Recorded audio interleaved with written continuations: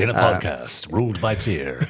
Yeah. Ruled by Jamie Anderson. Well, possibly, yeah. With a rod of iron. All right. The Gerry Anderson Podcast with Jamie Anderson, Richard James, and Chris Dale.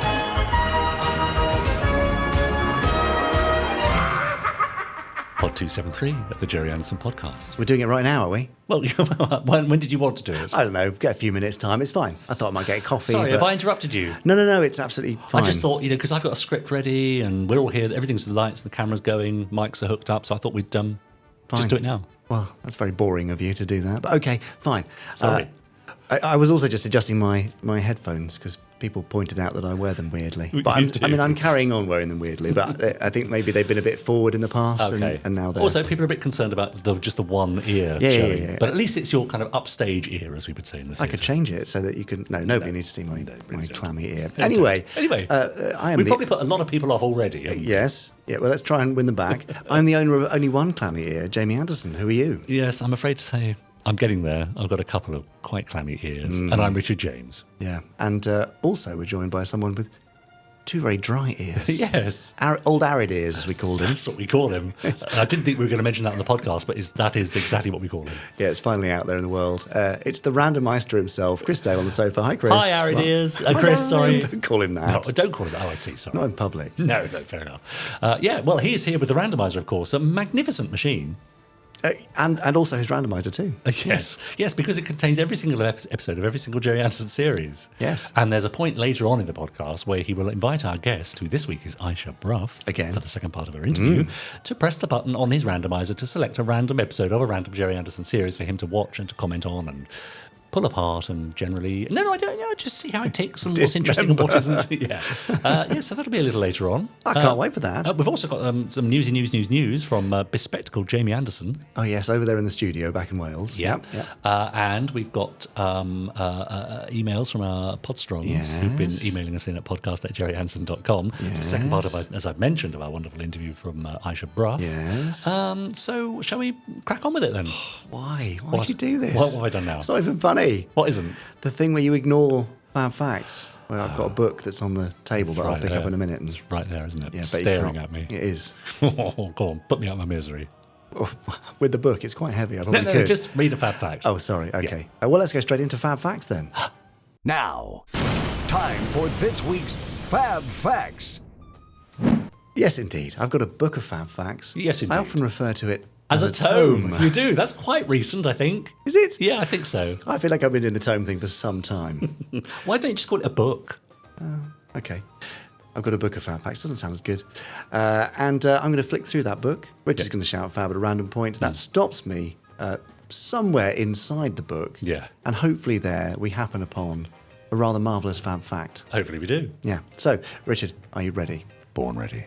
Let me just prepare the flicking thumb. Okay, this is a new thing. Takes up time. There we go. It's ready? Okay. Here we go. Yep. FAB! Very nice. What have you got? Well, I think I possibly over-egged that slightly. So sorry if I deafened you with my That's good. FAB Fact flicking at home there, listeners. Richard, today's FAB Fact concerns the legendary Nick Tate. He is a legend. He is. For those of you who don't know who Nick Tate is, I mean... Well, he's Alan Carter in Space 1999. Richard's just answered that for you, yes. And of course, he was in 42 whole episodes of Space 1999. Excellent, lucky him. However, how aware were you, Podsterons, and Richard James, that in 6 or 7 episodes of Thunderbirds, you can hear the voice of Nick Tate's father, John Tate, in uncredited guest roles? I was not aware of that at all. Well, now you are. And that's not the end. These included such roles as astronaut Camp in Sun Probe, Frank Hooper in Atlantic Inferno, and McCall in Path of Destruction. Right. Yeah. Okay. These Thunderbirds episodes were John's only contributions to the Anderson universe, although it could be argued that Nick himself counts as quite a significant contribution to the Anderson universe. So much so that when Nick first went to see Sylvia about Space 1999, her immediate reaction was, "Oh my God, you're John Tate's boy." Oh, wow, that's useful, isn't it? His reputation preceded him. Good old bit of nepotism in the Anderson universe. Imagine that. Never happened. Speaking of voice work, were you also aware that you may have heard Nick's voice many years after Space 1999, albeit on somewhat of a larger screen. No, go on. Well, beginning in the 1990s, Nick became one of Hollywood's leading movie trailer voiceover guys. Did he? He did. Wow. You know, the deep, gravelly voices who deliver such epic taglines as, "In a world ruled by fear, one man dares to dream," and so on. Anyway, he did lots of those for blockbuster trailers. Nick's first movie trailer voiceover was for a film called 1492 Conquest of Paradise. Oh, well, that's a thing, a Christopher Columbus movie. It about is. Christopher Columbus. Correct. Not directed by Christopher Columbus. But the one that he actually credits with putting him on the map when it came to voiceovers was the trailer for Jurassic Park. It's where he manages to inject lines like, "An adventure 65 million years in the making." Yes. With the suitable level of gravitas and wonder, which I can't quite achieve, sadly. Yeah. Around this time, there was a core group of 4 or 5 voice artists, of which Nick was one, who all specialised in doing big, deep movie trailer voices.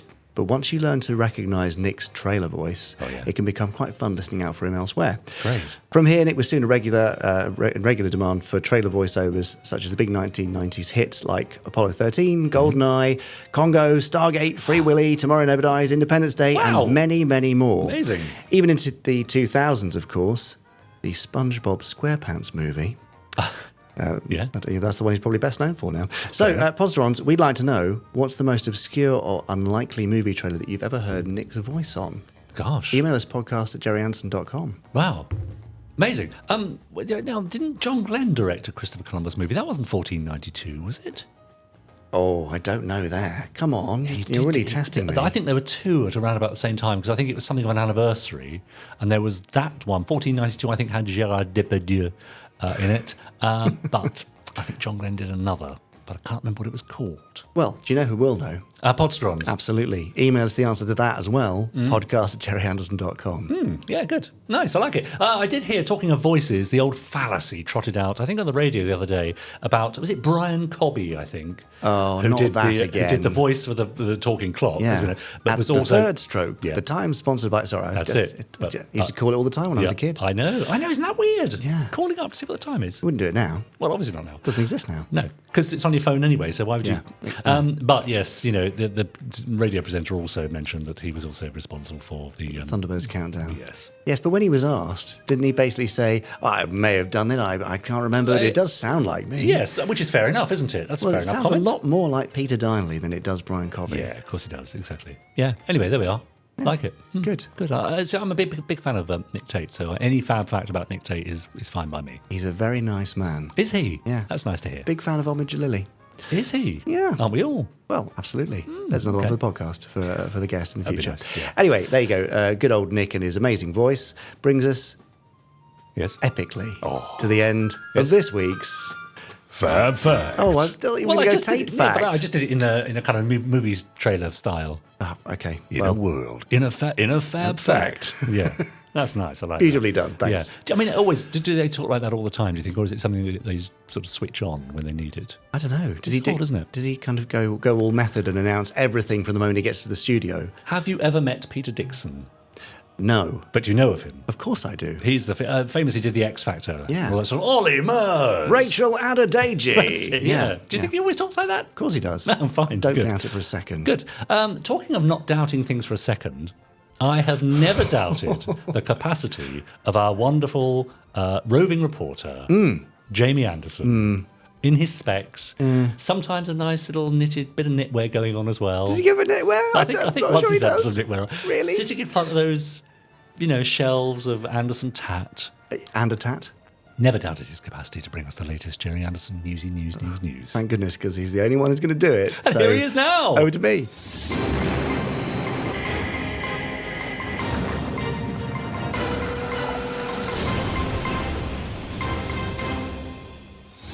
Hello everyone, this is Jamie Anderson here with your weekly update from the Gerry Anderson universe. So potentially with some added dog because I've got a new puppy. Let's dive right in. We've got an exciting announcement for all you Captain Scarlet fans. Corgi has just unveiled their new Captain Scarlet SPV and Angel Interceptors. Pre-orders are live and you can expect these beauties to ship later in the autumn. So don't wait.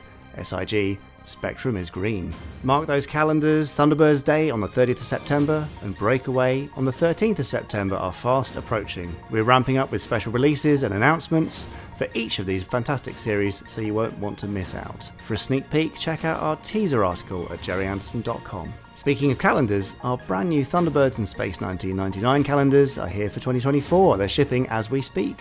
Act now and you can snag free Thunderbirds or Space 1999 keyrings with each calendar, but only while stocks last. And remember that cryptic hint about furry fiends? Well, keep your eyes and ears open as we'll be unveiling that mystery very, very soon. Let's just say you won't want to miss it. And you'll be surprised too. As always, our social media channels are teeming with content you'll love, from behind the scenes footage to in-depth articles and lots more.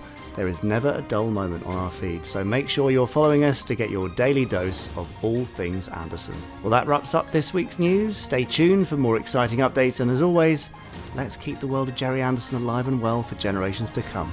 Until next week, see you then. Back to Richard and Jamie in the studio. There, news. I know. News. Can't shut him up. Always says stuff every week. Whether we like it or not. I know. I tell you what I'd like him to do one week, though, is to just frame himself in front of those shelves so that a hat on a shelf behind him, perhaps, looks like it's kind of resting on his head. Wearing it, okay, yeah. That'd be funny. You could have a word with him and sort that out. Yes, I will definitely have words. That'd be nice. See what we can do for you. Now, would you like to hear from the people without whom this podcast would not even be a thing at all? The team at the Moxie Hotel Slough and Residence Inns. Yes. Would you like to hear from them, or would you rather hear from our Podsterons? It's up to you. It's a choice. That's tough. I'll go for Podsterons this week. Thank you. That's a relief. Otherwise, we'd have a whole new section called The Voice of the Moxie Hotel. And that doesn't sound quite so snappy. A future edition, perhaps. Let's turn on the aircon and let in a chill breeze, shall we? This is the Voice of the Podsterons. Yes, it's the Voice of the Podsterons, because as ever, our listeners and viewers have been emailing us at podcast@gerryanderson.com. Thank you. Yes, with their thoughts, comments, and ribaldry. I beg your pardon? Isn't that like a word for having fun? I don't know, but now I feel like we need a dictionary corner in the Gerry Anderson podcast. Would you like to read out the first email from Alex Patrick? I can certainly attempt to do that. Good. Gosh, it's quite a long one, isn't it? Well, there's a long one afterwards, and I know what you're like with long ones. You can have that, Thank yes. you. Dear Jamie and Richard. That's us. He writes, Thunderbirds played a very significant role in my childhood, as I'm sure it did for everyone in our group. Its romanticism of technology in combination with its family elements fill me with a particular warmth that I cannot find anywhere else. Oh, it's like that Werther's original advert, isn't it? They've had that strange strapline. Where's your little place of warmth? Or something. Was that the strapline? It's something like that. Should have got Nick Tate to do that one. Yes. You can't find it anywhere else, though. Right. Whilst also being one of those classic shows that isn't afraid to showcase danger or destruction. Sure. Absolutely plenty of peril. Yes. Therefore, I'm going to do something special. Uh-oh. I know. But each day leading up to the 30th of September, I'm going to review each individual instalment of Original Thunderbirds from least favourite to most favourite on the podcast already? Facebook page. Okay. I know, that's dangerous, isn't it? Yes. I ranked them on it last year already, but upon a thorough rewatch, I've made a few modifications, as well as including the 2 feature films this time round. Okay. Ooh, okay. Great. Yep. But there's more. Ooh. I found out of all the Supermarination shows, Thunderbird's peaks and troughs the most in quality. Ooh, contentious. really? No, He's okay. bringing a lot of contentiousness No, that's here. interesting. That's good. I can put on Stingray, Captain Scarlet, and Joe 90 in their entirety and not be too fussed. Right. Whereas with Thunderbirds, I always find myself being more choosy. Yes. Okay, so I think the entire series is a sufficient showcase of the do's and don'ts of sci-fi writing. Oh, interesting. So he thinks, That's yeah. great. Even then, I don't think the vast majority of episodes are clearly good or bad. It's mostly an instance of some leaving a stronger impact than others. Well, that's also totally fair. Yeah.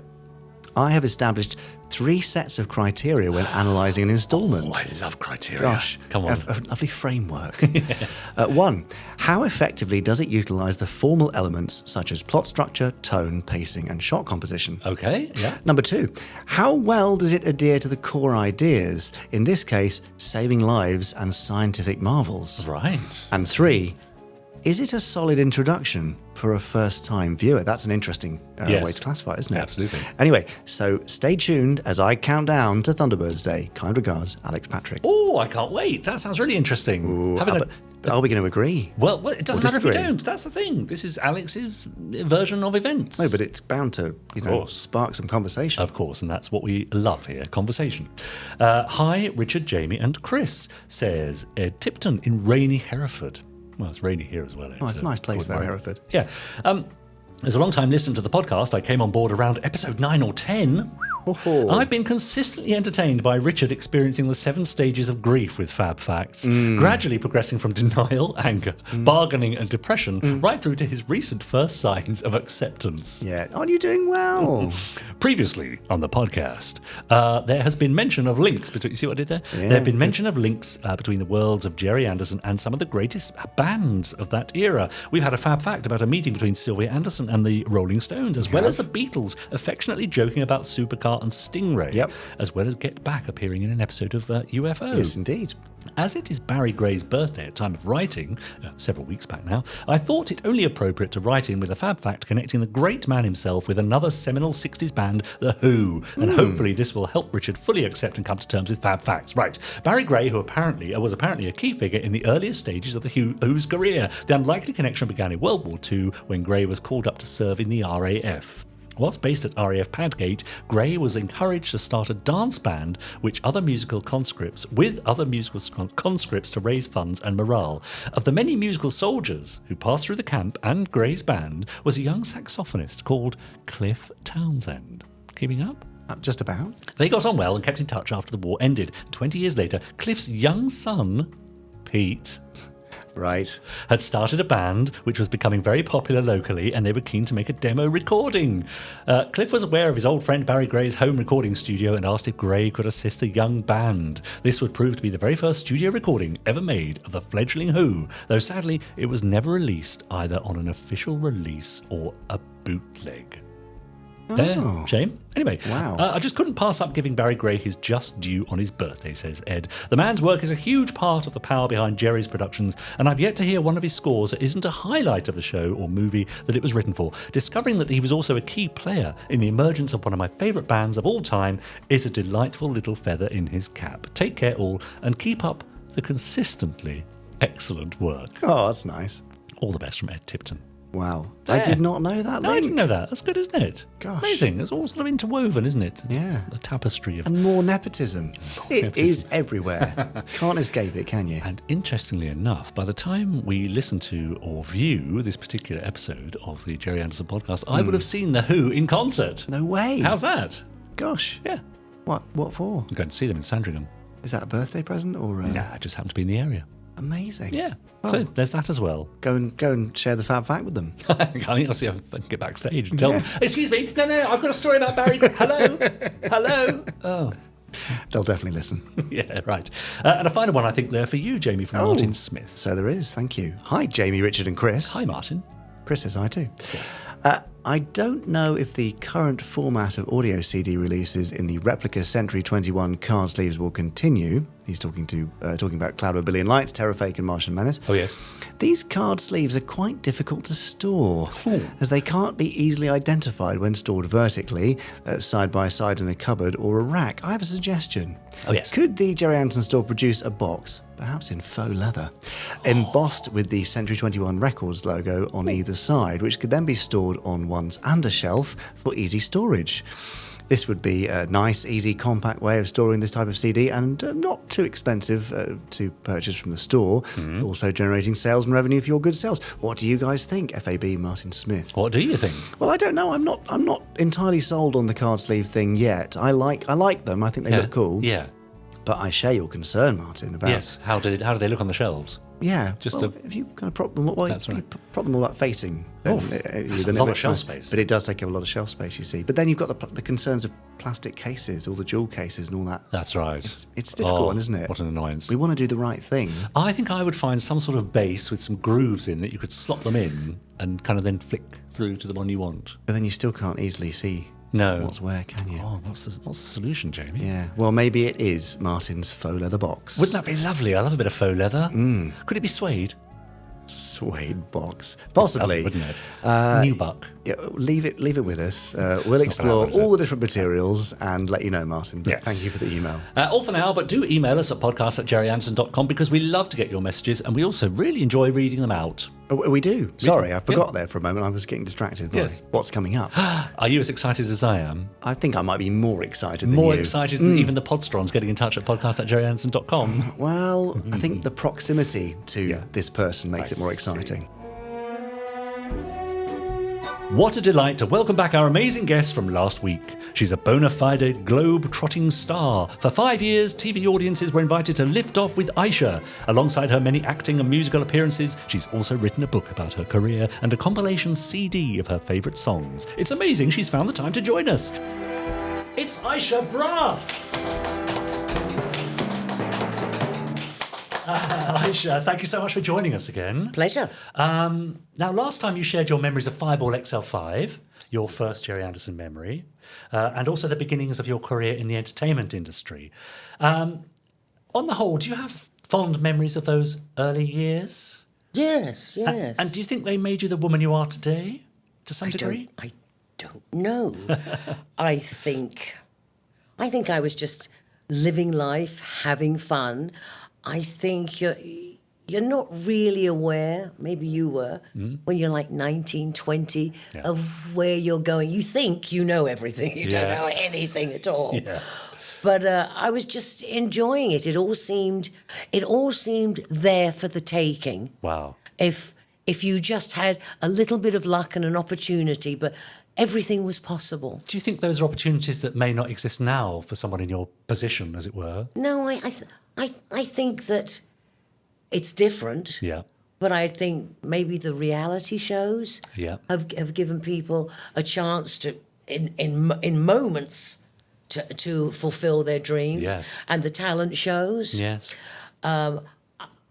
It sounds old-fashioned, but I really do like that the old way was do the work, get the experience, get the opportunity, and you're ready to really do it, rather than get the opportunity, then learn the job. Right. Is there anything you wish you'd had known at that early stage? A lot. So what would you tell yourself if you could go back to a 16, 17-year-old Ayshea? Would you reassure her that it all turns out all right in the end, perhaps? Well, it has. I'm here. Yeah. I'm here, and I haven't done anything terrible, and I've got great friends, and I laugh most of the day, and life is good. What would I tell myself at 16? I would not get so sidetracked. I think I would work even harder and just concentrate and really try to compress 15 years career into 5 years. Wow, right. Okay, interesting. Yeah. We spoke last time, of course, about UFO, which is your connection to the worlds of Gerry Anderson, as we know. And you sent me a favourite moment that you felt we should take a look at. So let's have a look. Bless you.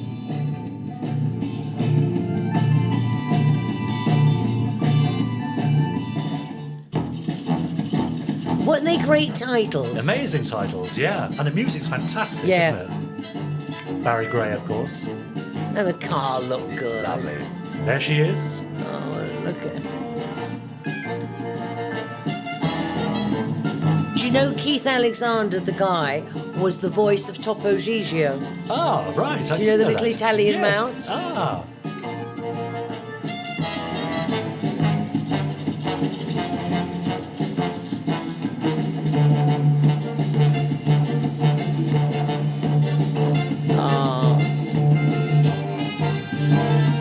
Brings back memories. Yeah.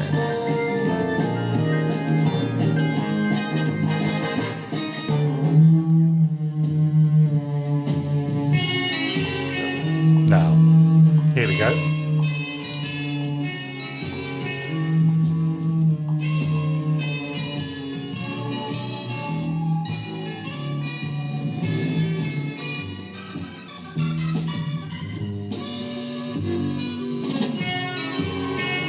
All business.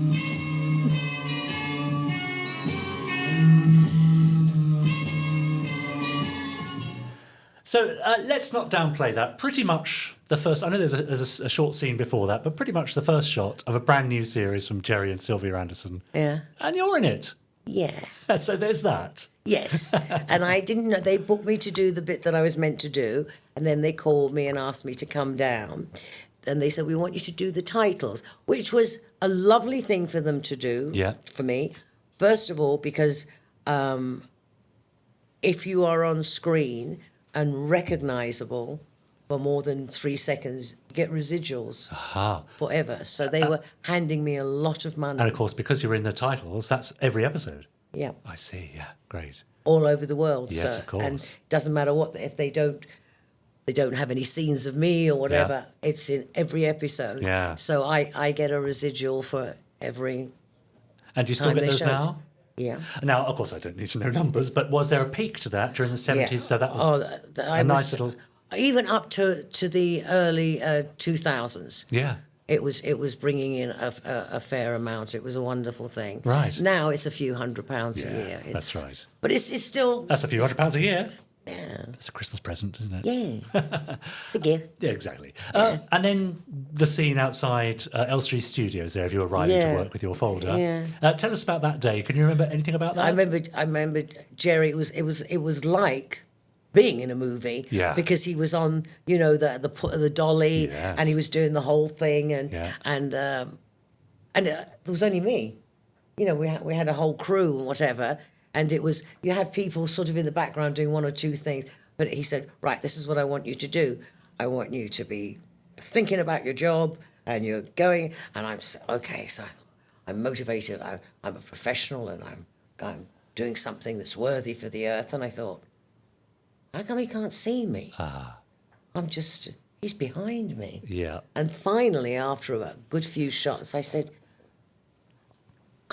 I don't understand. You're behind me. And he said, trust me, I've got the best shot. So that was it. Okay. But it was very sweet. Yeah, very sweet. But it wasn't horrid. It No, wasn't no. gross or anything. No. Different times, of course, which is the well-known phrase, isn't it? You probably wouldn't approach that scene in that way now. I think sometimes we get a little bit too caught up in, we mustn't be used as women. They didn't really hire and never have hired me because I was ugly. So, I think it's a little pretentious to be, I don't care. So by now you had a very successful career in the music business. Yeah. How busy did UFO keep you? Were you able to do both at the same time? Yeah, well, their schedule, you can't manoeuvre around because it's filming, it's so expensive. I would get up at like 5 o'clock in the morning and have to be up at Elstree by 7. We'd be in makeup and we'd be there till 6 or 7. So for the period of time that we shot an episode, you had no life other than do the job and then come back, learn the script or whatever. Yeah. I didn't have loads of dialogue, but you needed to, know what was going on. And did you have sort of downtime? Did you have the odd episode that wasn't quite so heavy for you, so you had time to yourself? Oh, yeah. But when you were shooting basically an episode, if you were in the episode, you were around for those 2 weeks. Yeah. I think we shot them in 10 days or 2 weeks.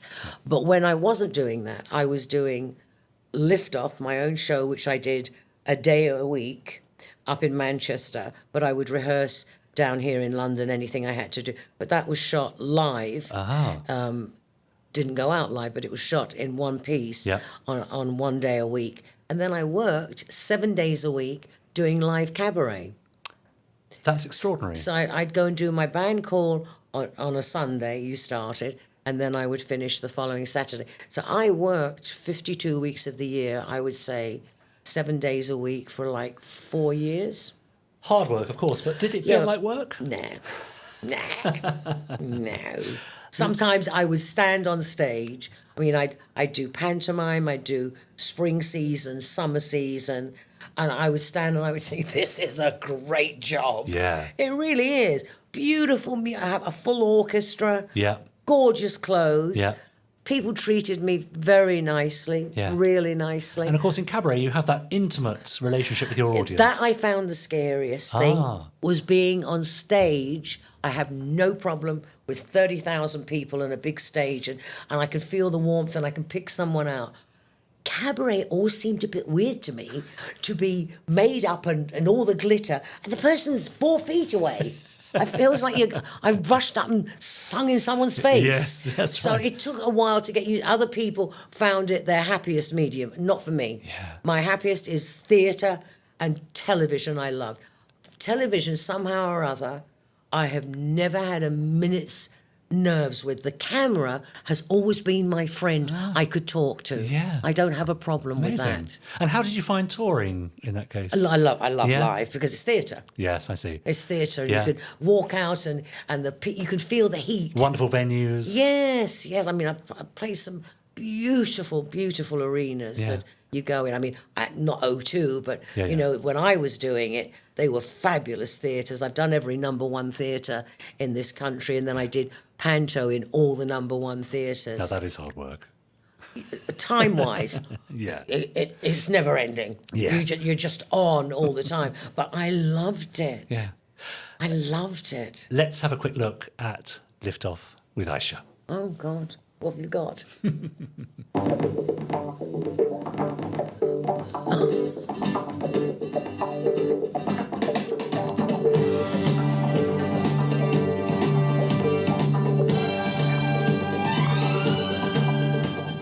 Hello everyone, it's really nice to see you. And look who I've got to help me out this week. Barry Hello Barry, how are Brough. you? Hi everyone. Hi Ayshea. Hello Barry. I think, do you know, I think you got a really good show this week. You Ayshea? do? Yeah. Oh good, who have we got? We've got Jigsaw and Eli Culbertson. And of course Barry. Thank you. And us. Oh. Going to watch this too, and even going to give us a mention. And what, cheeks and ass? Right. You may have guessed, we have with us The Bay City Rollers. Ah, it takes you back, doesn't it? Oh, goodness. That's lovely. Now, I think, and I know you'll correct me if I'm wrong, that ran for 144 episodes or so over 5 years. Is that right? Yeah. From about That'd be 1969. right. Yeah. And there was that big hoo-ha that I only found out about, I'd say, 10 or 15 years ago. Yeah. That someone had wiped all the tapes. Right. Really. And I didn't understand why it was not being shown every Saturday, because they always show all the pop programs Yeah. and I thought, this is weird. Yeah. And then Granada called me and said, we're celebrating 50 years of something. We want you to come because yours was one of the most highest rating shows. Yeah. And then I said to someone, if that's the case, why do they not show it? Yeah. I find it so people are always writing to me, why don't they repeat it? What it came down to is they wanted to digitize it. Mm-hmm. And they put a guy in a room with a list of all the shows, and they said, those two there don't copy because we've already got copies. Those two you can wipe. And he wiped everything and kept those two. Ouch, really? Yeah, and I think they didn't tell me because they were scared I'd sue them. I mean, that's 5 years of work gone. But not just me. yes. It's David Bowie's one and only time that he appearance as did Ziggy Stardust. Starman. That's right. That's extraordinary. There's David Cassidy. There's some beautiful, beautiful things. Yeah, gone. The first time Slade were ever on, the first time Sweet were ever, these were their first shows. Yeah. Elton John as a double act, Yeah. as a young guy, Amazing. I must talk to my father-in-law about this because he was in a band called Sailor in the 1970s. I remember the name. Well, I wonder if he ever appeared on your show. I must talk to him about that. He's the drummer. Or was the drummer. I think Sailor did come on Yeah? the show. Great.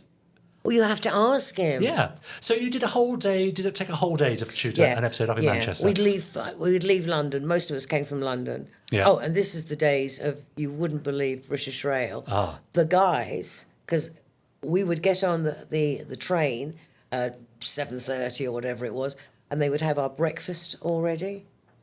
Because they knew, because we came every Wednesday, we see. came up. Yeah. There was Muriel Young, who was the producer, and different people. Yeah. They got to know us all, and our breakfast would be there. And then on New Year's Eve, we were working, and when we came back, they had decorated all the carriage and put Liftoff everywhere, and they'd got it's amazing. Great. So we shoot it in the morning. We'd rehearse in the morning, and then at 5 o'clock in the evening, we would run the show as though it was live. I see. And you just had to do it no matter what. You know, sometimes somebody fell over, sometimes their voice started to go. It had to be done. Yeah. And then we finished, and then we got on the train back to London at 7 o'clock. And all this in front of a studio full of kids, I think. Yeah, yeah. And sometimes they're teachers and stuff. Yeah. Oh, you know, you got a room full of kids. The hardest audience to please, aren't they? Yeah, but they're great, you know. Well, particularly with music, of course. Yeah, when they would turn around and go, "Don't like him." So you mentioned some great names there, from Bowie to Slade and Elton John and so on. Were you aware that you were right at the middle of this pivotal moment in music? Or did it just seem like, No, I think we knew, because it was coming at you from, we had glam rock, and we still had, oh goodness, I've forgotten his name now. Oh, it's wicked. I'm going to leave old Durham town. Oh, Roger Whittaker. You had Roger Whittaker. What a different world entirely. So you had Roger Whittaker, and then you had David Bowie. I would have on the same show. Yeah. So you had music coming. Basically, it was light entertainment was going off into its own world. It was not the centre. Yeah. And pop music was becoming the thing that would be on at the Palladium. Yeah. So there was you knew it was different. Yeah. And the 60s and 70s, of course, gave us some great music. Is it still important to you today, music? Oh, yeah. And what do you listen to now? Old stuff or new stuff or everything? Everything. Yeah? Everything. Yeah. I like to have music on 12 hours a day in the house. Even if I'm doing something, I like it in the background. I love everything. Most of the stuff that comes out today. I love the old stuff as well. But what I do love today is we have so many fabulous writers and singer-songwriters, which is beautiful. Yeah, Ed Sheeran's and so on. I'm just going to say, you you got Ed Sheeran, Your Lewis Capaldi. And you got girls, you got Adele. Yes, you of know, course. I mean, Yeah. England's pretty good. Yeah, that's right. Now, I think there's just a couple more questions in our Space 1999 Would lunchbox. you start with the Space 99 with the tin? What is it with the... You keep... I'm sorry. And here we have the Space 99. It's nothing to do with me. I don't care about I know, him. I'm terribly sorry. I shall mention it no more. It's just as well you're not back again next week, isn't it? Right, let's have a look in here. Why, is it going to be here Of next course. week? Oh, goodness me. Robert Monk asks, well, we've sort of answered this already. Were you aware of or did you watch any other Anderson productions before being cast in UFO? Yeah, but only the... That's it, Fireball XL5, as we watched last week. With strings. With strings. Do you get that thing? Because I don't know if you know, I was in a Gerry Anderson show, so I'm also an actor. I was in a later show of his. What did you do? I was in Space Precinct, which was a police, cops and robbers in space. Oh, when was that? At Pinewood Studios in the early 90s. So I wasn't here, was I? I was in that's America. But when people find out I was in a Gerry Anderson show, they very often say, were you the one with strings, the puppet thing? Oh, do you get that? Do they? No, mine's even worse, because not only did you have the string thing, I married Peter Brough's son, who was the ventriloquist Archie Andrews. Yes. That was my father-in-law. I mean, not everyone will know of Peter Brough. No, I see. Bit of a genius ventriloquist on the radio. That's right. Clever. But he discovered Max Bygraves and Julie Andrews. Amazing. He used to put on these big impresario shows. But I used to get yelled at everywhere I went. Do you get splinters? No. It's not original, it's not funny, and it's not clever. Stephen Carson, what do you prefer, acting in UFO or presenting Liftoff with Ayshea? So if you had to choose... Oh, I can't. I know, it's unfair, isn't it? Really? Not even a cigarette paper between them? No. Fair enough. It's all my work. Yeah, fair enough. Now, after UFO, you then made another appearance in another cult show, and it looks like you were in a far nicer location than Elstree this time. So let's have a look. So, that's Jason King. In the flesh. With a man like that, a girl would have to be careful. True, but not too careful. It's essential that you get into his room to find what he's working on. And then? Keep him there. He looks to me like a man who makes up his own mind. If you go into King's room this evening, the chances of you getting out before 3 in the morning are rather remote. I see. And this? Wired for sound. Keep it with you all the time so we can listen in. If you think I'm... Before you become intimately involved, your job is to find out what he's working on, then keep him occupied for a few hours. No more. I should think that's quite enough. Well, there's no time like the present. I think I'll go and introduce myself to Mr. Jason King. A little bit of the Italiano. That's called eye acting. That's a lot of eye action going on But there. you were in Venice, Ayshea. Very nice. How was that? Lovely. Of course, did they look after you? Yes, they were lovely to me. I love that the two guys that I worked with as well, they were always on TV. They did so much stuff. Yeah. I'm not sure if they didn't do something with UFO. Yeah. Chris, you'll know. I think they did. Yeah, maybe. Michael Bates and something with Green. Was it Green? Nigel Green. Ah. I can't believe I pulled that name out. Now, come on. That's not bad, is it? Well done, you. Now, when you received scripts like that, you know, it's we mustn't look at it through a modern lens, must we? But Jason King was not the most sympathetic of characters from a female perspective, you might think. Did you roll your eyes inwardly as you read the script and think, okay, I see what's required, fine? Or was that just the way it was? Are you saying you didn't think he was fanciable for me? He was the housewife's dream. Yeah. They loved the white tie and the suits and the hair. But me, no, I was into like a rock star. I was young, you know. To me, I thought it was odd. Yeah. I thought it was. But look at the casting. A young girl. How old was Jason King then? In his 40s or something? Certainly looks it, yes, that's right. He's got like a 19-year-old. But an amazingly assured performance, if you don't mind me saying. I mean, you absolutely feel completely comfortable in front of the screen there. As you said earlier, you know, you've always felt the camera is your friend. And I think that scene absolutely shows that. TV's warm so and no nice. nerves or particularly? No, it was fun. The only thing I was nervous about was having to kiss him.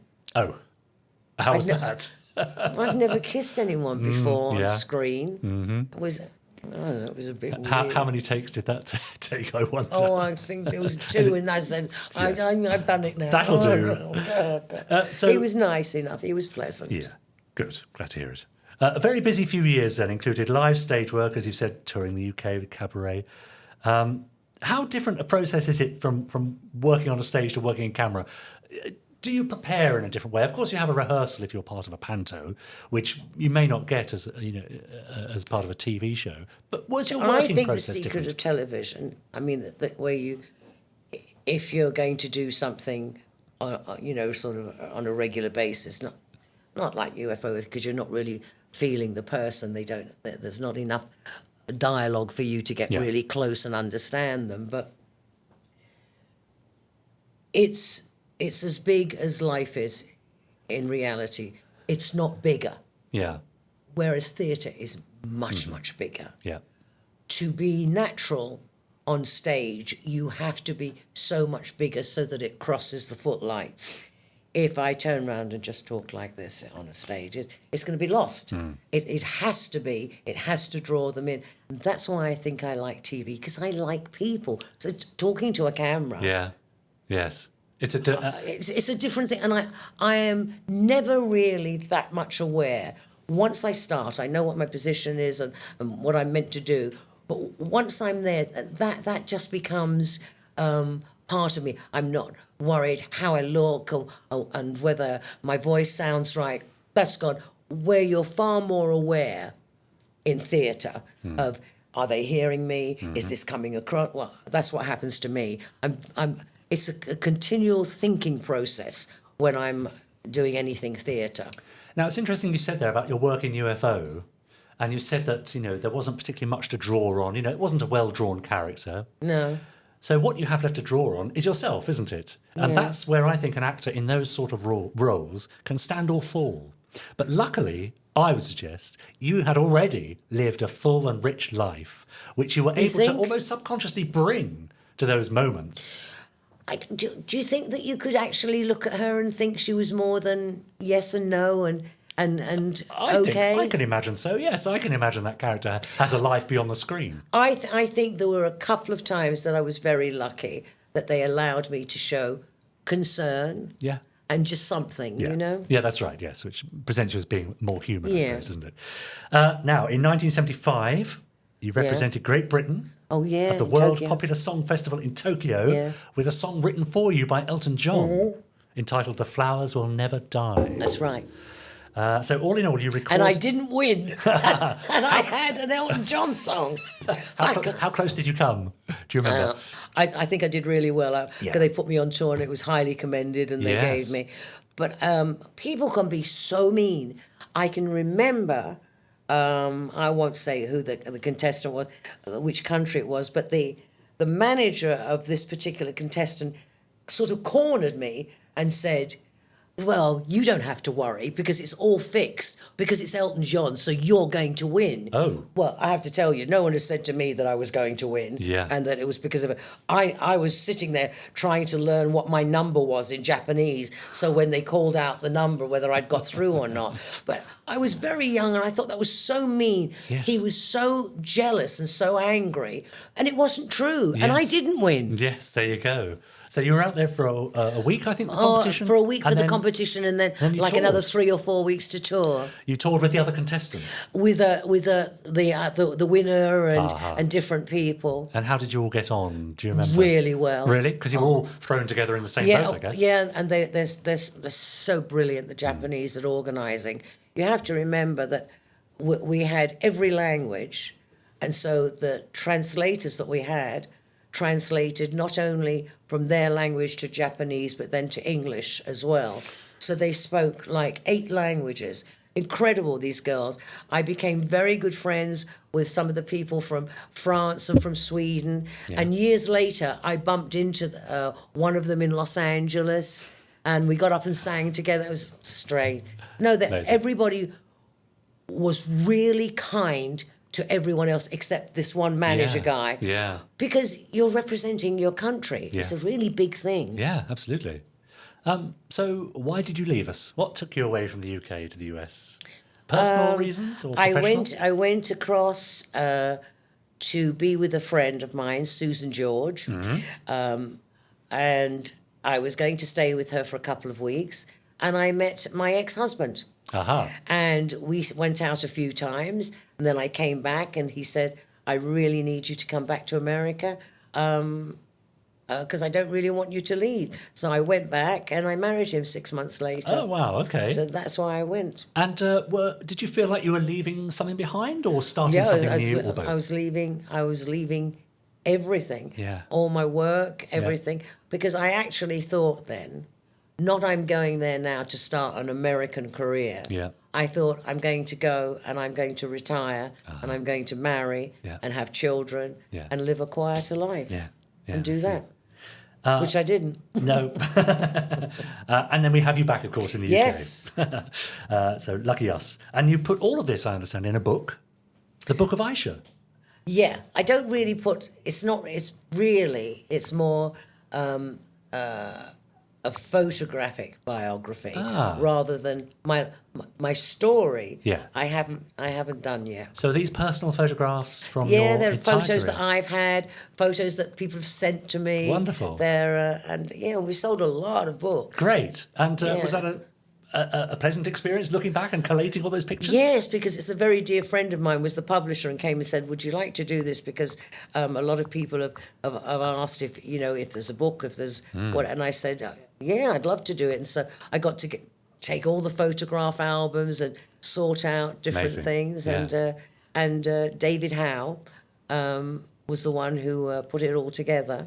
And where can we find it? I'm sure viewers on and listeners my want website. to know. On the which website. is, I think, Ayshea.me.uk, I think. Yeah, I think so. I don't know. I will double check that, but I'm sure that's pretty. I meant to bring you one today. I'll send you one. That would be lovely. Thank you very much. And are you still releasing music? I haven't done any new music for, oh, goodness, a long time. Yeah. A long time. But can we still buy anything? Yes, I have CDs and they're on the website. And what I'm about to do now is I did a load of the stuff from one era and now I'll do another collection. If I was going to go out and sing again, I think I would do it in I think the only thing I would want to do is to have a small group and would be to go out and to go live all the time, because that's what I enjoy. Amazing. I think that's the most enjoyable. Lovely. Now, just before we end, I've got another very strange game to play with you. Have you heard of the game Snog, Marry, Avoid? Oh, yeah. Right, but this is something similar, but I'm calling it Cute, Mute or Recruit. Now, bear with me. You have to imagine that we're forming our very own international rescue, like from Thunderbirds. Oh, okay, sir. Okay. Cute. And I want you to imagine that you have been followed on your Twitter account or on Facebook by 3 new people. Yeah. And you have to tell me which of these that were picked by our last guest. I'm going to mute him because I don't want them. Exactly. Cute. You might like them or fancy them. And recruiters, I want them on the job. And these are your 3 options. Oh, we have Master Spy from Supercar, Cute, Mute, or Recruit. Oh, can I go see the others? We have Destiny Angel from Captain Scarlet. Yeah, Cute, lovely. Mute, or Recruit. Or Officer Jane Castle, a policewoman from Space Precinct. We're going to recruit her. Nice. Who are we going to mute? She's cute. She is cute, yeah. And he gave me the horrible. Pa. It's done. Consider it done. Ayshea, thank you so much. Before you go, just pick 3 of these random cards. We don't need to see what they are for our next guest. Oh, yeah. Have you got 3 there? Great. Yeah. And I shall present them to our next guest and see who they choose.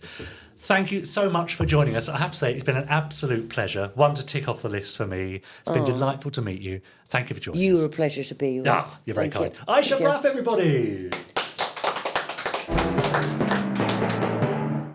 How amazing to have Ayshea Brough with us in Slough for the Gerry Anderson podcast. 2 whole parts. Actually, if you missed the last one, you can go back and listen to it. Of course you can, yes. And she came such a long way to join us. I know. Thanks, Ayshea. Really appreciate that. We really do appreciate it, yes. Now, next week, we have another special guest from another TV series. More special By guests. Gerry Anderson. On a similar theme and vein to UFO, you might think. Space 1999. We've got Dr. Bob Mathias himself. Anton Phillips. Amazing. Will be joining us. Also, of course, to celebrate, Breakaway Day on the 13th of September. Yes, absolutely. It's perfect. How did you manage to arrange this where synchronicity. He would straddle Breakaway Day so beautifully? Yeah. What's also quite sweet about having Anton on next week is that I think we're only a few weeks ago. It was, I think, the 50th anniversary of his first ever TV appearance. Oh, amazing. So I'll try and dig that out and we can have a look at that as well. Oh, great. Lovely. Yeah, nice, isn't it? Now, YouTube, I mean, it's a modern phenomenon, isn't it? Well, it's a place to go to watch things that you can't find anywhere else. Yeah. Well, it's nearly 20 years old. Is it? I think so, yeah. How long has the official Gerry Anderson YouTube channel been going? To 10 years? 9 years? Really? Yeah. Now, you did make a promise, didn't you, that if someone were to comment first beneath Pod 268 on YouTube, you would send them a little something. Did I say that? You did say that. Sounds like the sort of thing I would say, but I can't remember saying it. And you said it in Pod 267. Brilliant. So the person who commented first beneath Pod 268 was Les Paul Davis. I'll leave it to you, Jamie, how you get in touch with him and how you send him whatever you were going to send him. It might be Les or it might be Lay. Maybe it's French. Could be. But yes, okay, well done, Les Paul Davis. Now, Robin Matthews posted on our YouTube channel underneath the video of how new Captain Scarlet came to be. And he said, I never missed an episode of this, a terrific show. It was treated better in Australia than Britain by the Australian Broadcasting Commission. Yeah. It was advertised well before showing commenced. And had a good early evening time slot. Yeah, there helps. you go. The episodes were played in order and uninterrupted. Imagine. Like, treated with respect. And so with the audience. That's amazing. Completely different to the UK one. As he says, to an appreciative audience. Couldn't wait to get the entire series on DVD to watch many more times over. Gerry and David did a great job, as did the entire voice cast and animators. It's hard to pick a favourite episode, as they were all outstanding. Actually, he's put a little question mark after that, so we've got the Australian intonation as well. As they were all outstanding. Thank you so much, says Robin. Very authentically Australian. Yeah, that's nice, isn't it? And a couple more, I think, underneath the very same video. Yeah. Well, just before that, Robin's comment about them all being outstanding, you asked me last week, off the back of Peter Lippman's email, if you remember, about whether Dad was proud of any of his shows. Yes. Actually, New Captain Scarlet might be the one. How interesting. Where he had a sense of pride, an ongoing sense of pride about it. Right. Because it was kind of groundbreaking in terms of motion capture and CG. Yep. And CG, particularly stuff pre-2015, ages quite fast now. So it does look older. But for the time, it was really groundbreaking. So I think there is one, maybe, that he was vaguely happy with. Nice. I do have another comment, though, from Man of Geekdom. Oh, yes. He said, "This was my childhood. I'm still gutted to this day that it never got a Series 3. It's such a shame that the original masters of the computer-generated material, character models and footage no longer exist, so that Anderson Entertainment can fix bugs, errors and unfinished shots. I love this show, and Wayne Forrester did a marvellous job of embodying the character that Francis Matthews originally brought to life. Yep. Here. Yeah. And yes, it is a great shame that all the computer equipment ended up being wiped, destroyed, sold.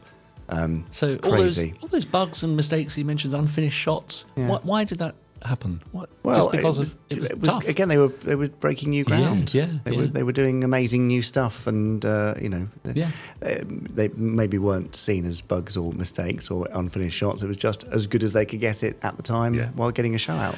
I held a lot of hate for the new adventures of Captain Scarlet. That's All right. not me talking. That's Stephen A. Thanks, Stephen who A. also commented. For a long time, I grew up with Captain Scarlet as a kid, more so than Thunderbirds, and thought the new series was, oh, look at what they're doing. This is terrible. And then, during the pandemic, I saw some of the episodes up on this channel here. He's referring to the official Gerry Anderson YouTube channel. It meant I didn't have to watch Ministry of Mayhem, thank God, and I absolutely loved it. It that's was good, isn't it? Captain Scarlet, he Yes. said. In fact, I'd say that the writing was better than the original Captain Scarlet, and I adore the hell out of the original. I loved the writing, how it put emphasis on it being a war of genuine nerves. Scarlet's actually given a bit more personality, and everyone at Spectrum is fleshed out more. The Colonel White episodes are brilliant. There are things in the original that I prefer, the soundtrack for one, and I still think it's so hard to replace voice actors. But the writing was solid as a rock, and I really, really can't believe I didn't give it a chance when it first came out. So yeah. Thank you for that. Brilliant. Well, that is exactly why we do the YouTube channel, That's why we do right. the podcast and all that sort of stuff, to keep introducing people to stuff, even if they think they don't like it. Yeah, and I think a lot of people's viewing experience of New Captain Scarlet was rather sullied by the way it was shown. Of course, you can't get invested in a series if it's chopped to bits and shown out of order and, not given any sort of importance at all. We don't hold anything against Stephen Mulhern and Holly Willoughby. They did dress up as the characters, but on Ministry of Mayhem, it was chopped to bits and things cut off and not treated respectfully, sadly. Exactly. And a few comments there, Jamie, you can see beneath the video of Scott Tracy discussing his favourite character from the Anderson world. Well, in fact, Lee Sullivan discussing his favourite character from the Anderson world, which was Scott Tracy, of course. That's right. Quite by coincidence. Yeah, strange that, isn't it? Ian Dealey says, definitely Scott Tracy for me, not just because of Shane Rimmer's voice, but the way he takes control of the situation. He's just bossy. Alan Royson says, with Lee on this one, Scott was a well-developed, well-scripted and superbly voiced leading character. Plus, as a youngster, when the series first aired, there could be no contest when Scott also flew the fastest of the Thunderbirds craft. Sure. Well, is it all about being the fastest, or is it about doing the actual work? No, it's about being the and fastest. making the cocktails. No. Spiffer says, I'm with you, Jamie. Virgil's the hero for me. That's the correct answer. Though Brains is up there too, as he invented or designed all of the fantastic equipment, which is also, very, very good. True. Yeah. And Back to the Bike also agrees with me. Oh, good. Virgil was the man. Scott was a little too flash while his brother did the heavy lifting in the best aircraft. Waggly palm trees too. Yeah, that's right. Yes, yeah, exactly. Who do you think does the heavy lifting out of our presenting partnership? I mean, I don't think we should and probably go there. Which one's the flash one who makes the cocktails while the other one does all the hard work? Well, that's easy to answer. Anyway, should we move on? Yes, but do leave your comments under the videos on the YouTube channel. It's a mine of information and entertainment, and it'll waste hours of your life if No, you it don't won't waste. No, sorry. It'll Enhance. lift and elevate and enhance hours of your life. That's true, exactly. So yes, do leave your comments, and you can bet we'll read them out in a couple of weeks' time. It's bound to happen. You can be sure of that. You can be sure of that. Something else you can be sure on it, because it happens at a regular, even for something that's random, it seems to happen quite regularly at a specific time in the podcast. I think things can be regular and random. Can they? Yes.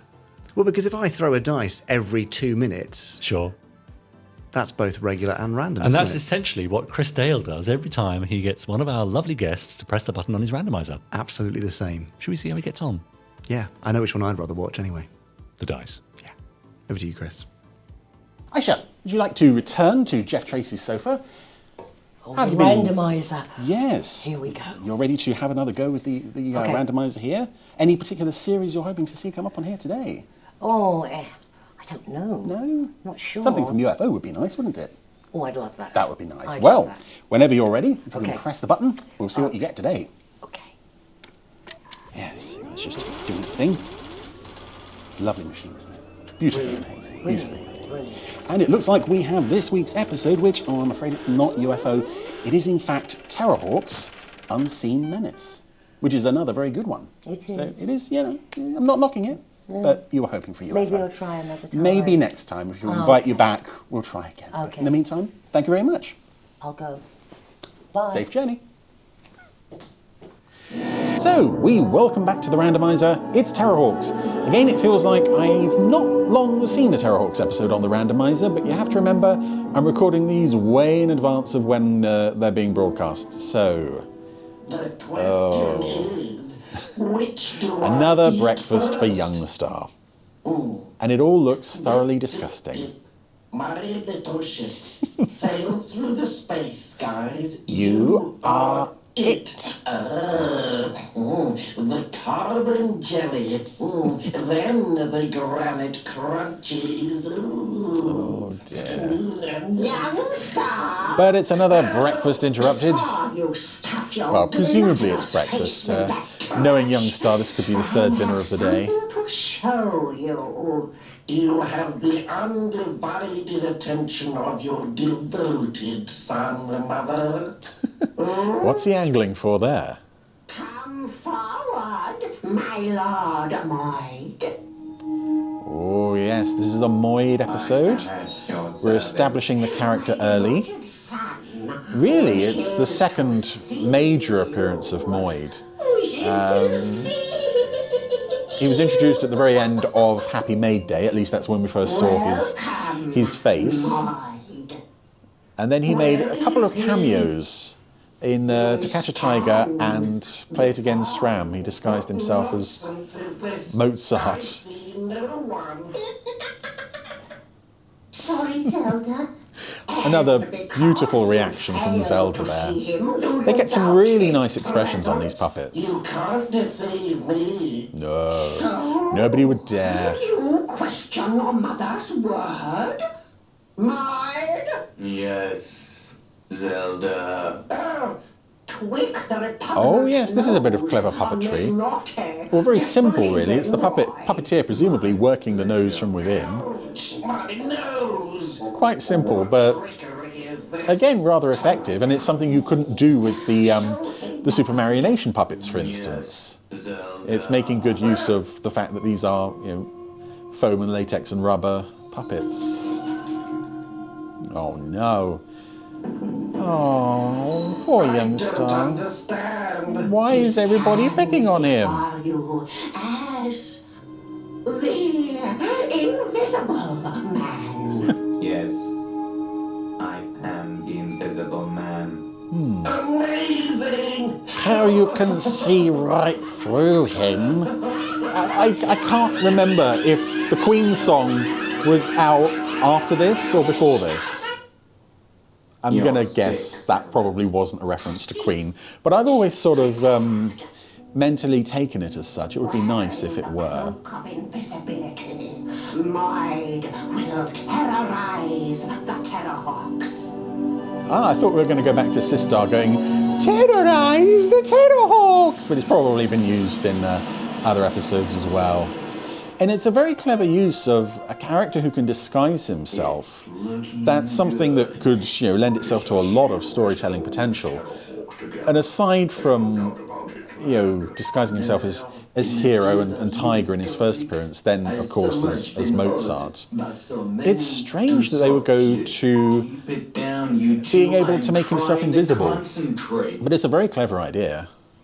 Quote from the Winston Churchill. Now there was a leader. And we're now at the point where Deesweet is never far from the Sergeant Major's side. Vive l'Empereur! For space's sake, shut up! I love Terrorhawks all round. But I love that it's written for the most part by a very silly man whose scripts were then brought to life by some very silly people. The fact that anything could go in these stories is part of the appeal of the show. That and the characters. Yes, Sergeant Major. And also something that this episode plays on quite heavily is the combination of humour and almost drama, tragedy, something that the audios have come back to in quite a big way. By Robert Burns. My love is like a red, red rose. Di-da. Boring. Boring. Boring. It's amazing how these bits of dialogue stick in your Sorry, mind. Lieutenant, but I'm just so bored. Nothing ever happens up here. Oh dear, he said it. He might as well have said nothing can possibly go wrong, because there's Moid in a Zeef. Resume your cloak of invisibility. And unlike his previous appearances where they held back showing Moid until quite near the end of the episode in his earlier appearances, here we see the puppet, quite early on in the story. And the puppet has never sort of spooked me or creeped me out. None of these Terrorhawks puppets ever did. But I suspect if I were a younger child, younger than I was when I first saw it, watching it when it first went out, I can imagine this would be very, very, it's not really scary, Moid, it's more unsettling. Ready to fire. It's the emotionless voice and just the bulging eyes. But Spacehawk, of course, can't get a target on his Zeef. It must have altered course at the last minute. But you had it on positive track. I assumed it would hold its course. But it didn't. The stupid Martians didn't do what I thought they'd do. What is it, Hero? But this is An nice. intruder is through the outer defenses, heading for Earth.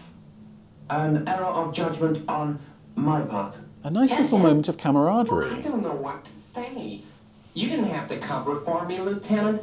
We are a team, 101. We share the success and the failure. Oh, that's a very sweet attitude for Hero to take there. Launch Hawkwing. And obviously that's, I think, them now out of the story. We just get that little bit of Hero and 101. But again, for something so small, you get a lot of character stuff in that moment. Anywho, Moid's Zeef is now in the Earth's atmosphere. To your onboard computer. Hawkwing's going after it. Have visual contact. 10-10. And we now get something that's quite rare for this show, a dogfight sequence, a bit of aerial combat. Normally Hawkwing would be bombing targets from the air on the ground. Who's the pilot? My name is Von Richthofen. The Zeef's patched into our radio. Jawohl. Let us do battle. Why is Moid doing this? Even Zelda doesn't know. Where's Moid? In my mind's eye, you slobbering cretin. He impersonates Von Richthofen, famous fighter ace. Yes, but he's still invisible, and he hasn't quite got the... Now for my next trick. Well, I suppose there is a bit of passion in that voice. Yeah, excellent. Classic control. Again, just such silliness.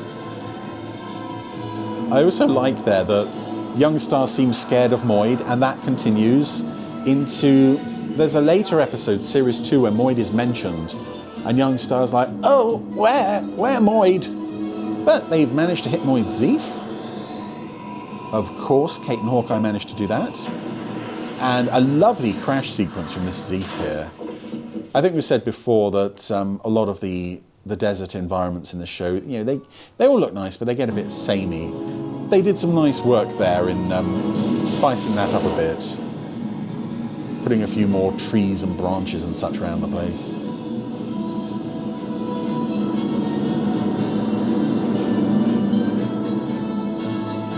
Yeah, for this show, that's quite an unusual shot. It makes a huge change from all of the deserts and such. And also interesting as well to see Moid injured. There's some interesting puppetry there as he recovers and sort of shakes his head. This is a cool shot as well. I've always liked this shot. Lower tank. You mean the battle tank? Yeah, okay, if you want to call it that. Oh, there we go. Battle tank rolling out theme. Is it going to knock over that tree? Come on, got to knock over a tree. No? No. Sometimes a battle tank will just plough through things. Resume your cloak of invisibility. The battle tank is closing in. Poor Moid's probably got concussion. It's quite a crash. Ah, there we go.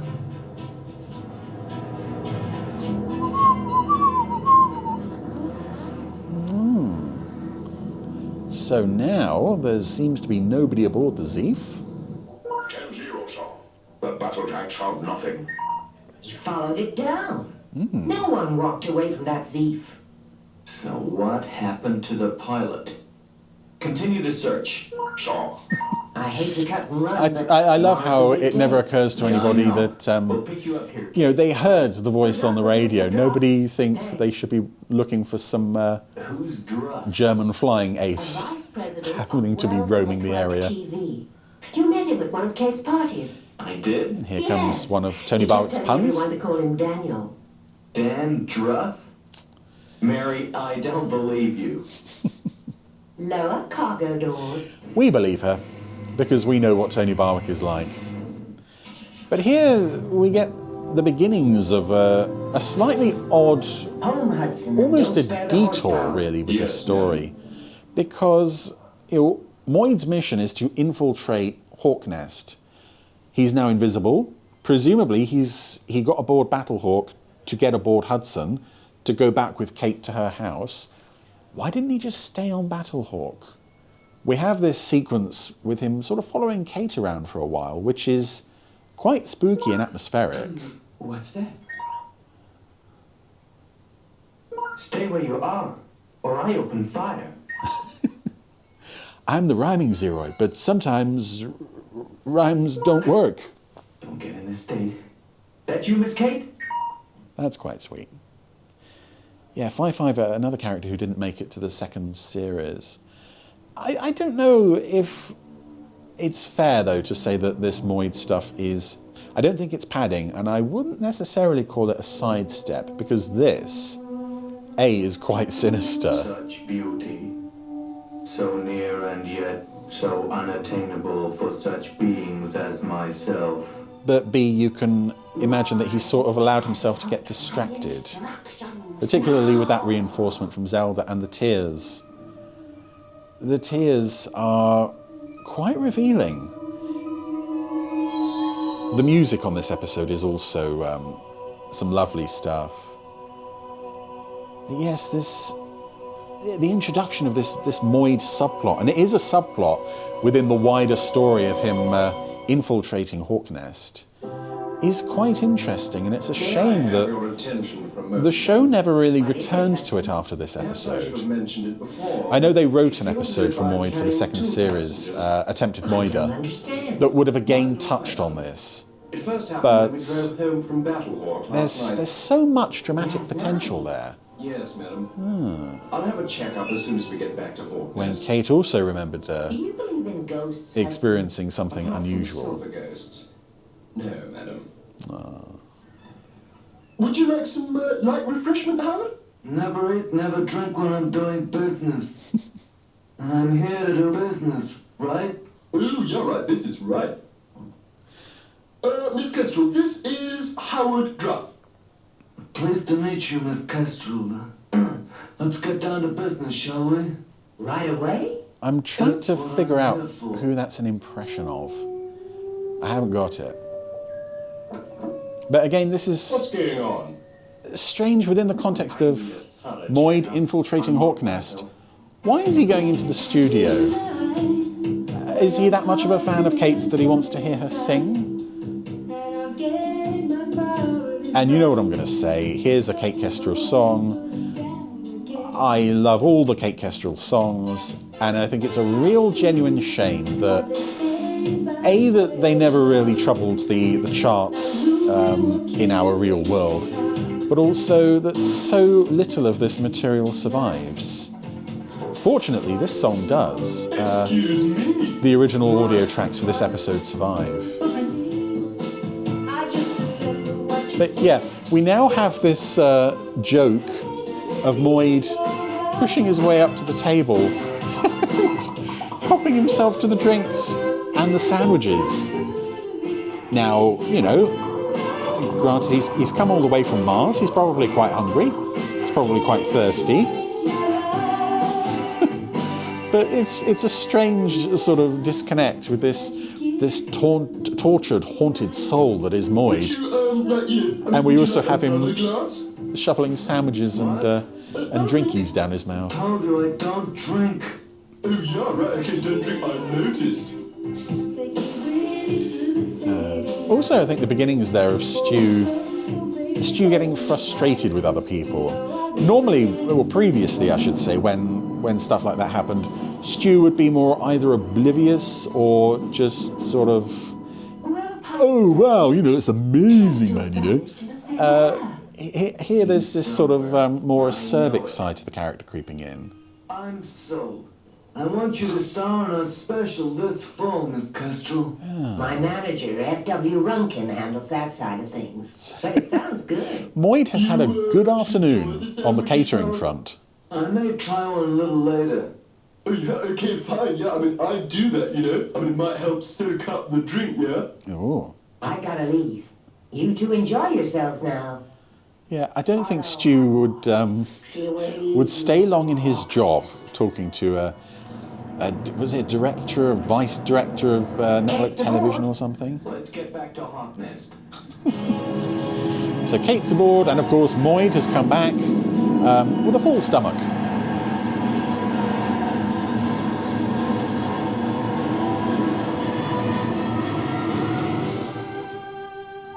Also, I guess Hawkeye flew Hawkwing home alone without Kate.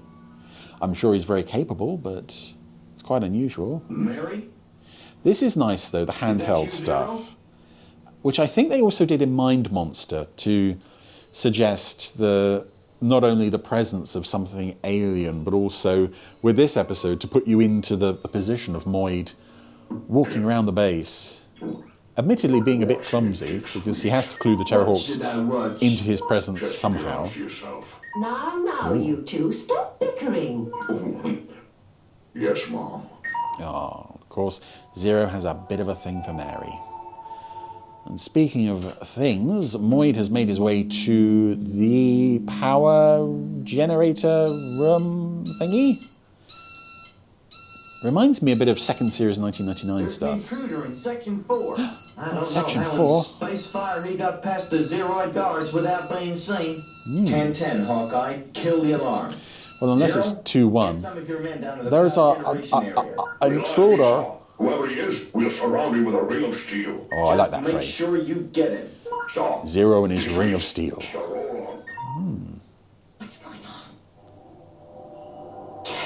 Oh no! So someone's killed the lights. Oh, we can see the sections, the technical section. Was that auxiliary services? That just went down as well. There we go. Zero, report. It's pitch black down here, sir. No reason why it should kill the lights in the Battlehawk cockpit, but it looks very nice and atmospheric. And I think this also helps to make good use of limited studio space. Or limited set space, I should say. It does make Hawk Nest feel larger than it is. And the Zeroids always look really good in darkness, with just their eyes flashing in the dark. He's through the ring of steel. Oh no. He's invisible. So Zero's put the pieces together. Mary, Kate, he's heading back your way. It seems he's invisible. Kate, are you armed? No. But he's here. I can sense his presence. He touched me. I can't bear this. The thought that he's staring at us and we can't see him. Yes, we're coming up on a slightly somber end for this episode. I was trying We know you're here. to think just then. There's a line from another show. The beings appear to be invisible. Oh, that's Doctor Who. Come on, show yourself. That's a Dalek line, I think. You've had your chance. Yep. I'm just gonna start shooting indiscriminately until I hit something. You'd better stand right in front of my line of fire. So third time, no. Fourth time, no. fifth time, no. 6. Oops.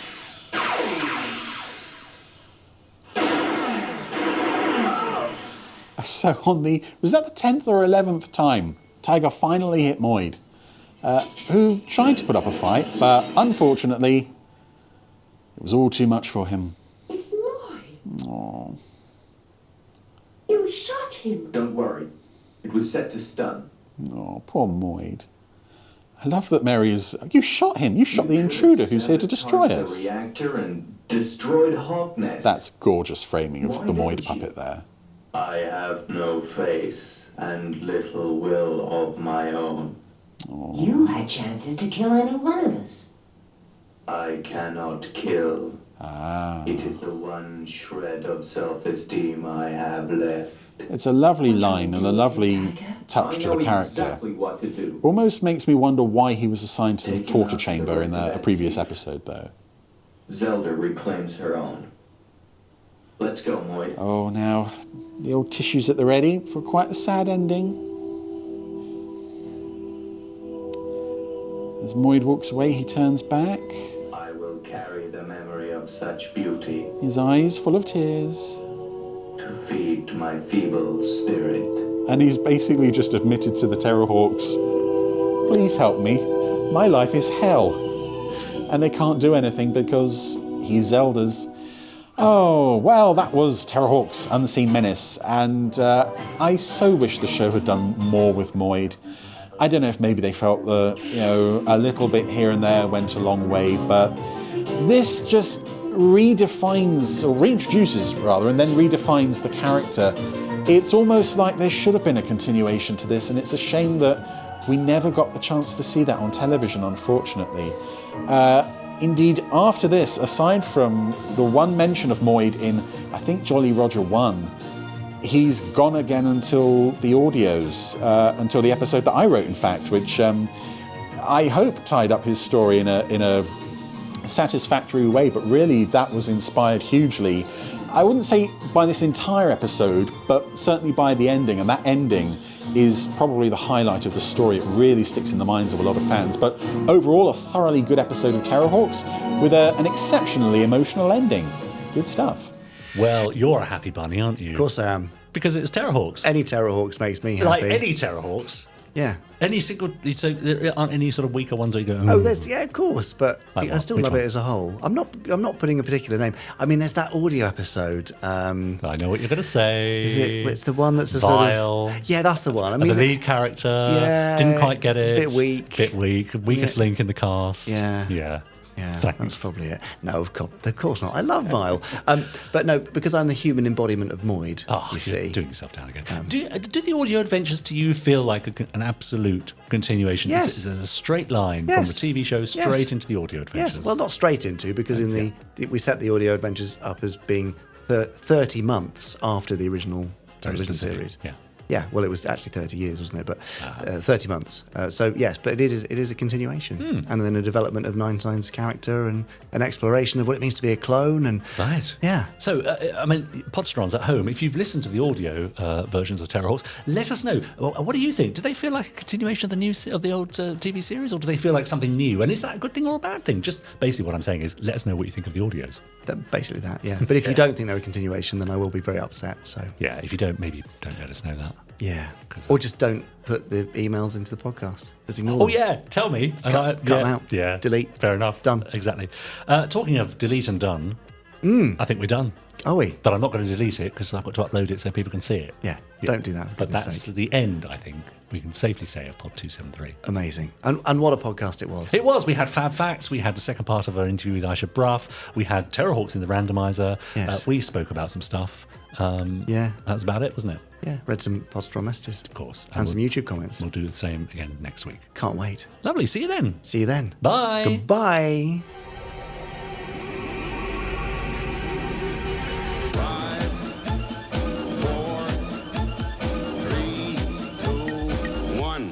Let's get started.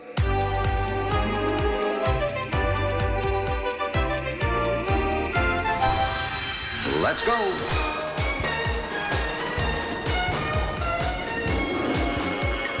Spectrum is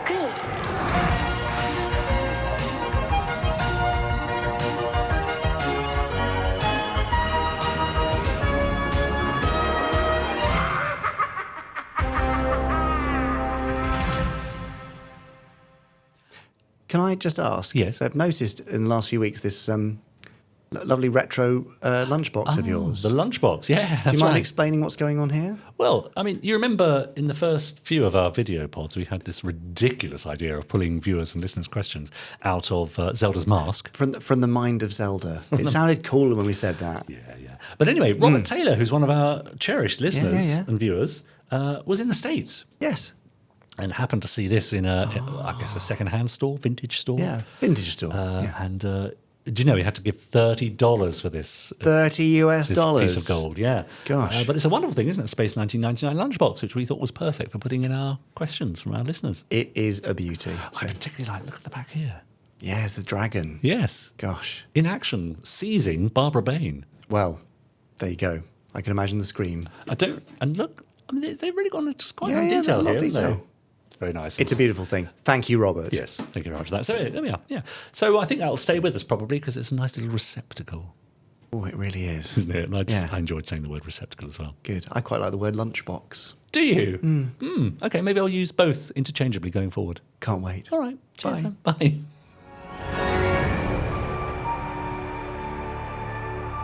That was an Anderson Entertainment production.